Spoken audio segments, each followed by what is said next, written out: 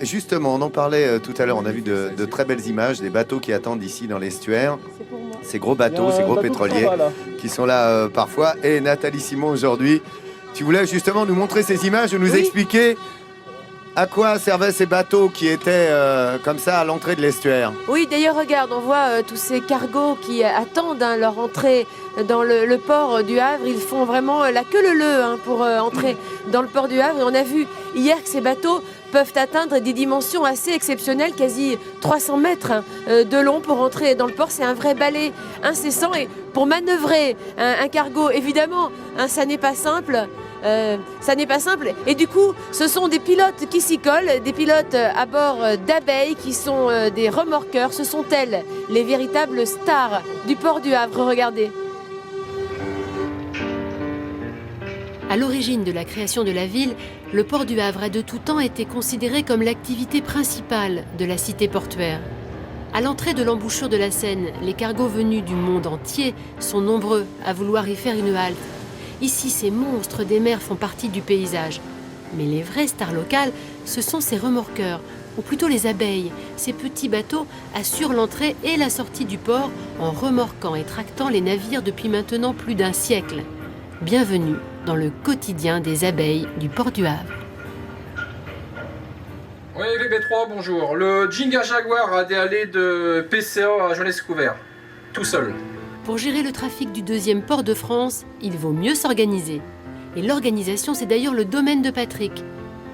Il travaille comme régulateur pour la Compagnie des abeilles. C'est un peu comme un aiguilleur du ciel, mais sur l'eau. Grâce aux nombreux radars et radios à sa disposition, il doit gérer les entrées et sorties des bateaux qui demandent l'aide des abeilles. Nous travaillons avec le répétiteur radar de la vigie du port du Havre. Donc là, nous avons la carte du port du Havre avec les mouvements en direct, où on peut zoomer, on a une vue sur le chenal, avec les mouvements en direct des navires. Au port arrière Véritable institution havraise, les abeilles sont indispensables pour les gros navires qui, à faible allure, ont beaucoup de mal à effectuer leurs manœuvres. Alors à chaque fois, le mécanisme est le même. Un pilote qui connaît parfaitement la zone maritime monte à bord du cargo pour diriger la manœuvre et réclame ensuite l'aide des abeilles via la radio. Ici, il aura les VB 18, 12, 18, 12 et 22. 18, 12, 22. Impeccable. Allez, à plus tard. À plus. Voilà, donc là, les 3 remorqueurs ont été attribués au pétrolier qui va faire route. Dès lors que Patrick reçoit la commande des remorqueurs, sur le quai, c'est le branle-bas de combat. À l'instar des pompiers, les bateaux ont très peu de temps pour se rendre sur le lieu de l'opération. En moins de 5 minutes, chacun des 4 marins qui composent l'équipage d'une abeille a rejoint son poste. En ce moment, on est sorti du port pour servir un pétrolier. Nous serons à 3 remorqueurs à le servir pour la manœuvre. Donc on va se positionner sur son tableau arrière, donc complètement à l'arrière. Et la 12 d'un côté et la 22 de l'autre côté pour pouvoir le freiner quand il y aura besoin et puis le faire tourner avant son poste d'amarrage. Vous l'aurez compris, chacune des abeilles est numérotée pour faciliter la manœuvre. Sur le remorqueur 12 sur lequel nous nous trouvons, nul besoin de communiquer entre l'équipage. Chacun connaît son rôle à la perfection et pourrait presque effectuer son travail les yeux fermés. Seul Gilles, le capitaine, est en liaison constante avec le pilote présent sur le cargo. Vous repassez par les poussées milieu et 22 par les normes. 12 par poussée milieu. Donc là, le pilote vient nous demander d'aller se positionner sur le milieu du navire pour le pousser quand il sera en face de son quai. Dans les cours d'officiers maritimes, on apprend aux élèves à éviter les situations rapprochées avec le navire. Ici, c'est le contraire. La spécificité de la profession est qu'ils sont directement au contact de ces géants des mers. Un métier dangereux où le risque pour l'équipage des abeilles est omniprésent. Mais aujourd'hui, la météo est clémente et la manœuvre se déroule sans accroc. Très bien passé. Première manœuvre de fait. Là, on rentre au ponton, casser une petite croûte et on verra la suite après. L'activité des remorqueurs dépend du trafic portuaire.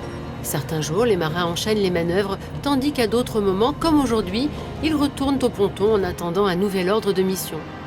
Et si c'est calme dans le port, ça l'est beaucoup moins en cuisine, où Franck, le chef d'équipage, s'affaire à nourrir ses collègues. Même si l'abeille est amarrée au ponton, les hommes ne rejoignent pas la terre ferme. Les journées de travail durent ici 24 heures. Et il n'est pas question de se séparer. Quand tu as 15 ans à l'école maritime, tu apprends à vivre ensemble. On dormait ensemble, on mangeait ensemble, on se lavait ensemble. Ici, c'est plus convivial, parce qu'on n'est que 4, quoi. C'est ma famille d'adoption. Une fois le repas avalé, il n'est pas question de se reposer. Un bateau, ça s'entretient, et chaque membre de l'équipage y met du sien. Pendant que Franck nettoie le ponton, dans la salle des machines, le mécano vérifie les niveaux d'huile et les pièces susceptibles d'être changées.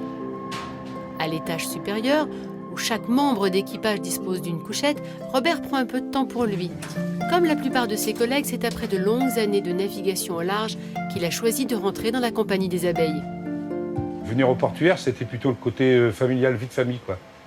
Ici, on voit nos enfants grandir, voilà, quoi.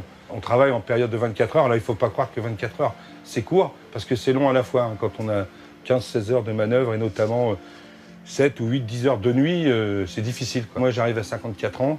Plus le temps passe, plus c'est difficile, plus les nuits sont difficiles. C'est les nuits qui sont difficiles. Malgré tout, ces hommes sont heureux d'appartenir à cette compagnie, fiers de rendre service et d'accueillir dans le port du Havre des navires venus du monde entier. Pour l'abeille numéro 12, la journée est loin d'être terminée. Un nouveau pétrolier est en chemin et c'est sous le soleil couchant que nos 4 marins repartent en mission.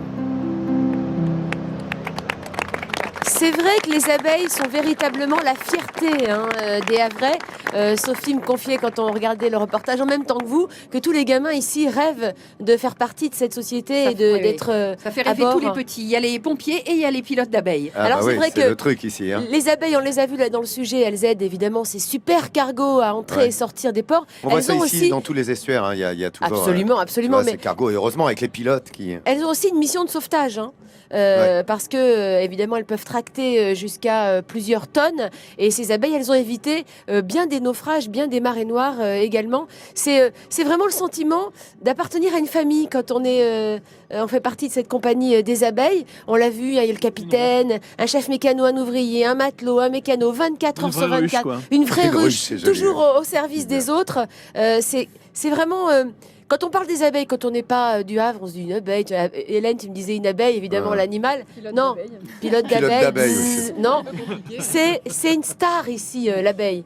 Complètement. Sophie. Et puis, il y a aussi tous les pilotes de Seine qui entrent jusqu'à Rouen. On n'entre pas sur la Seine comme on veut avec les bateaux, parce que ça sent sable, ça sent vase, et il faut connaître. Le chenal est tout tracé, et on part pas comme ça.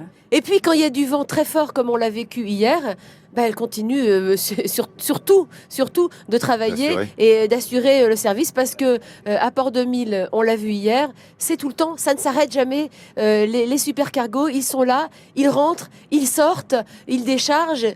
Plus de 2 millions de containers traités l'année dernière, je vous le rappelle. Donc, il y a encore du boulot pour les abeilles et leurs hommes d'équipage. Allez, coup de chapeau.